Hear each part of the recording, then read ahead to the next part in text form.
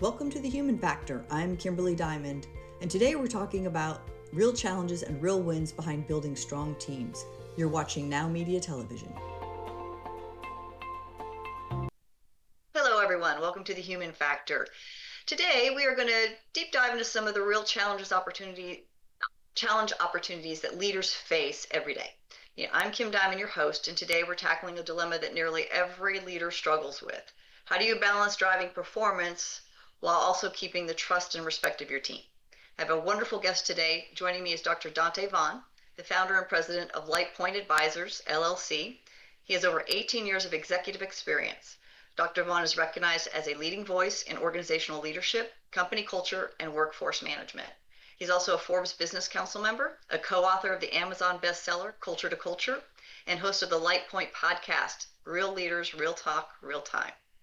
Dr. Vaughn has built his career around helping leaders build strength, trust, and create cultures that thrive. Today, he'll share why so many leaders forced to choose between people and performance and how to break that cycle. Dr. Vaughn, I'm really glad to have you here today, as you and I discussed before the show a little bit. So I'm looking forward to this conversation because we play in the same space a little bit, same industries. So I'd like to start off with leaders often face the pressure to hit a target, achieve the measurable outcomes, but often, in the process, they unintentionally, create challenges with their teams, trust kind of deteriorates. So how do leaders, help balance and prioritize the activities and the performance, with the teams? Because I know sometimes it's just all about the numbers and they're just running 100 miles an hour with their hair on fire. So I'd love to hear how they can balance that activity and be, a strong leader. Well, Kim, first, thanks for having me. I appreciate it. And you're right, we play in the same field. So that's awesome to have a colleague fighting a good fight, so to speak. And I appreciate your patience. I'm in the field right now. So if you hear any noise in the background, that's exactly why. When I think about this conversation around performance and trust, I think a lot of organizations have almost separated this conversation into two segments, a very antiquated mindset around what it means in the context of building trust in the workplace and realizing performance outcomes. I think first, leaders have to recognize that they are not separate entities. In order to drive performance, trust is a prerequisite. It's a part of driving performance. It's not something that's nice to have only when and until you drive performance first and foremost. Trust has to be viewed as something that's foundational in any relationship between leaders and other team members in an organization, or leaders and subordinates. So first and foremost, it's how committed is the organization around understanding that my leaders have to invest in trust building work as part of driving results. I think that's one of the fundamental disconnects I see when we talk about this conversation of building trust or trust within workplace culture. Exactly. I mean, I had a conversation with another guest the other day about the same thing, and it's, I think that sometimes they think that if they engage in trust that they are losing some sort of an authority.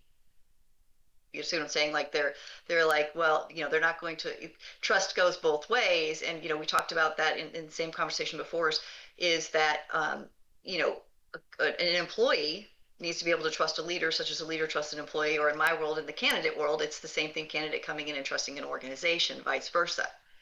So it's how do people balance that? I mean, like, because sometimes like I said, they get caught up in the day to day. So if you have an example of where you can share a time where a leader focused too much on results and therefore lost the trust of the team. I mean, I'm sure you run across those scenarios with your Sure. clients from time to time. Unfor- Unfortunately, far too often, a leader is often elevated on the basis of performance outcomes in a subordinate capacity. Right? And when they elevate to new roles, they're trying to mobilize their team members in realizing similar performance. The measure of their ability to do that is now through the lens of how effective are they at appealing to those individuals and what their motivators are, what their drivers are. and Mm-hmm. it becomes more about understanding and fostering relationship. Right. It's almost I Yep. like to use the analogy. If you expect the impact of a home or structure around you to be to serve a certain purpose, I can never build a house without a foundation. I could, no Mm-hmm. matter how well I put a frame up, put the windows in, put the door on, I decorate it. If it doesn't have a foundation, it's going to fall apart. Now, look at that in the context of business performance. Trust is foundational. We can go to Maslow's hierarchy of needs. At a foundation of our existence as human beings together, we have to be intentional about forming trust between one another. And it doesn't have to be this soft, mushy, thing that we often receive it or perceive it as. It's if it's Right. foundational to driving performance, it's the subtleties in how you show up as a leader. It doesn't mean I have to have powwows and kumbayas every day to foster trust. Right. No, it means the subtleties in that. Examples would be if I make a commitment as a leader, do I fulfill the commitment? Mm-hmm. The microburst opportunities of building trust is where you start to realize the real impact. And if you want it reciprocated, if I committed to you going on break at 12:30 for 30 minutes and I'm Mm-hmm. delayed in sending you off to break, I'm chipping away at trust. If I Yes. commit to you that you are allowed to have a day off and then without any notice I demand that or require you to work overtime when you are didn't prepare for that overtime and after I committed that you didn't have to work it. I'm chipping away at trust. And I think a lot of times leaders treat this conversation of trust as something that's abstract or intangible when in fact it can be very practical and intentional if we work toward it every day. And that's what I was just thinking about. It's like, what are some practical steps that they can take day to day to build that trust? I mean, I talked to when I as a recruiter and working for organizations, those are one of the questions that I always ask a leader candidate is, how do you build trust? What's your process for building trust when you step into an organization they don't know anything about you, and or it could be a broken organization. So what steps can they do each day to build that trust? Well, first and foremost, whether you're a new leader entering a team or you already have an existing team and you're struggling with it, foundationally acknowledging what are the pillars to trust. Fundamentally, consistency, reliability, authority, commitment, follow through. So if I think about the foundational elements of trust, let's not try to recreate the will. Then Right. where in my day-to-day practice can I foster that through exhibiting those same characteristics, and what type of language can I start to use to promote it and reinforce it with my team members? So consistency. As a new or existing team leader, hi team, I recognize that we have a lot of work to do in building trust. And I recognize that my position doesn't in and of itself mean a guaranteed trust dynamic between you and I. So Right. I got to be really consistent to show you that you can count on what I say and the expectations that I set. So moving forward, Mm-hmm. from now on, I'm going to set a recurring team meeting that's scheduled every other week that where we have an opportunity to provide visibility to how the business is doing and what's coming ahead.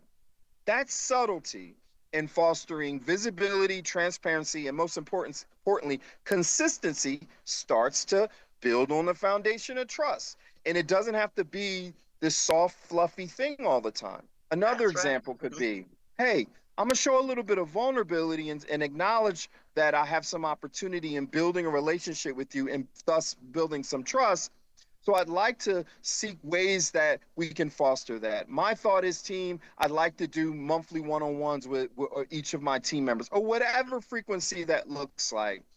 Talk to me about what format works best for you in communicating, and we can establish some a platform for that. And by the way, during this one-on-one, we're not talking about business. We're not talking about performance results. We're talking about your experience as a team member in this organization and my serving you as a leader and how I can show up more effectively. And I'll give you feedback in any way possible to help you be the best version of yourself as a team member. How about that? Let's set up frequency. Let's set up this feedback loop between you and I one on one. Again, while that serves a purpose in providing constructive criticism and feedback to drive performance, it also starts to create a dynamic and an opportunity to build trust. Those are just two examples. And you notice the foundation of those things: communication, Yes, exactly. transparency, Exactly. humility, Mm-hmm. right? I Mm-hmm. have to recognize that as a leader, trust comes first before respect and before loyalty. Mm-hmm. Trust, foundationally. Foundationally, and I agree with you. Transparency in this day and age right now, that's huge.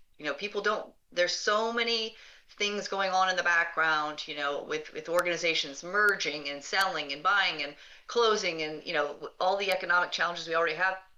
Without that transparency, then you're chipping away at that trust foundation. So the more you share, I totally agree with you on that. And then the consistency factor, that's another thing that is huge. And just getting to know individuals and really listening to them these days. I think those are key elements that you just hit on. I totally agree with that. And those are things that I hear about whenever I'm interviewing a candidate for a new opportunity and I talk to them about their prior experience. Those are a lot of things that are lacking. Absolutely. Oh, no, So, no doubt about it. We're in a mhm, world where, most organizations in the fields that you and I work in, results oriented, results driven. And results we driven. get the right, and we get the importance of that. But as Hmm. long as we have human beings who are required to connect and work together to drive outcomes, we can't ignore, no pun but pun intended, the human factors that influence that, right? And That's right. if we That's true. keep treating our team members like they're widgets, right, or like they're pieces of physical assets, Hmm. then we're going to miss the mark in the foundation. People need safety, security, provision, sense Absolutely. of trust, belonging. These are things we can't ignore. You could Nope. pretend like you want to, but when you have over 60% of the working population of a millennial or younger generation, expectations for the human experience is far outweighs Hmm. monetary Yes. stipulations or any other things that you may think is important in an organization. So I go back to my initial part of this dialogue, which is the mindset has to shift about around what's required for me as a leader and how I show up in the business. It's definitely shifted. And you're absolutely right. The way that people look at opportunities these days, it's not all financially driven for those that are coming to the workforce. There are a lot of other components that you really need to continue to address and understand and integrate. That's kind of old school thinking. People just need a job to pay their bills. They look at it very differently anymore. So, well, Dr. Vaughn, our time is short today, but it's been incredibly valuable, and I'm glad that we connected. So, where can people connect with you and get more information about your services and how and continue to follow you? You bet. So all the traditional channels of connection we have established, you can visit us on our website at lightpointadvisors.com. You can also search us on any major social media platform, including LinkedIn. You can find our company page there. You can look me up directly, drdontevaughan.com. You can even visit LinkedIn and search me that way. All the primary platforms you can find us. Don't hesitate to reach out, message us, or just seek some perspective, insights. Let's have a conversation. Great. Well, that's wonderful. I hope people do take that, that information and reach out to you. And I appreciate you again for sharing your powerful insights. Our conversation is a reminder, that trust isn't the opposite of performance. It's actually the foundation. Leaders who invest in building relationships with their teams often find that the results come naturally and workplace becomes more collaborative and resilient. So those watching, think about where you might be leaning too hard on the numbers and not enough on connection, or vice versa. That's one step you can take this week to bring those factors back into balance. I'm Kimberly Dymond. This has been the Human Factor, where we explore realities of leadership and how to navigate them with wisdom and strength. Thank you for joining us. Remember, leadership is human first. Thank you. We'll be right back with more stories, insights, and real world strategies for leading with purpose. This is The Human Factor on Now Media Television.